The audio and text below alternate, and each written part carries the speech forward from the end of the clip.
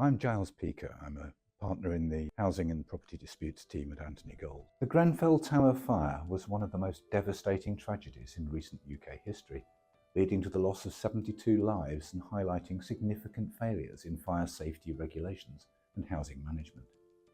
This is the timeline of the key events surrounding the Grenfell Tower incident, tracing its origins, the night of the fire, and the aftermath that has reshaped regulation and impacted thousands of people's lives.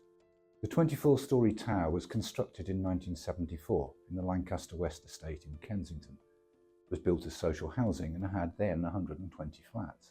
In 2012, the Kensington and Chelsea Tenant Management Organisation proposed a major refurbishment of the tower to improve energy efficiency and the appearance of the tower, while adding extra flats.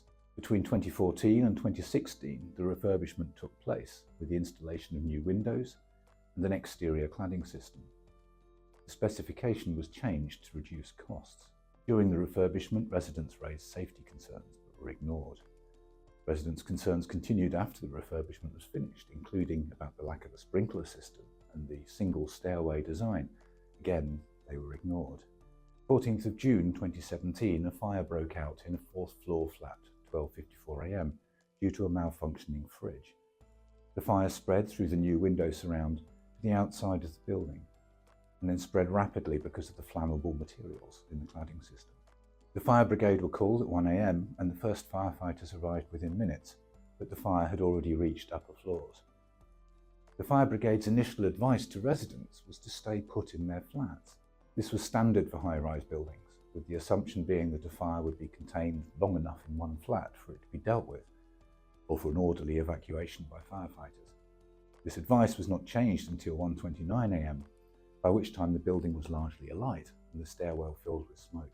Despite the heroic efforts of firefighters inside the tower, 72 people lost their lives as the building was engulfed with flame and filled with smoke. On the day after the fire, the then Prime Minister, Theresa May, ordered a public inquiry into the causes and handling of the fire. That inquiry, which started work in September 2017, would deliver its final report on 4th of September 2024, 7 years later. And 2 days after the fire, a Grenfell response team was set up by the government to take over support for the survivors and families from Kensington and Chelsea Council, who had failed the challenge of delivering this. In late June, cladding from similar buildings across the UK began being tested, revealing that many other high-rise buildings were at risk due to similar materials. This had an immediate impact on hundreds of thousands of leaseholders, the flats in those blocks, who suddenly couldn't sell or remortgage until the unsafe materials were remedied, and who faced the threat of having to pay huge costs for remediation works. Many of them are still in that situation now. The inquiry published its first report in May 2018, focusing on the events of the night of the fire. It confirmed that the cladding materials did not comply with building regulations, despite the manufacturers and builders arguing that it did. New building regulations were issued by the government, making it clear that flammable cladding and insulation materials were banned on taller buildings. And then the Building Safety Act 2022 was passed, implementing a new building safety regime and preventing remediation costs for some pre-existing issues from being passed on to some, but not all, leaseholders.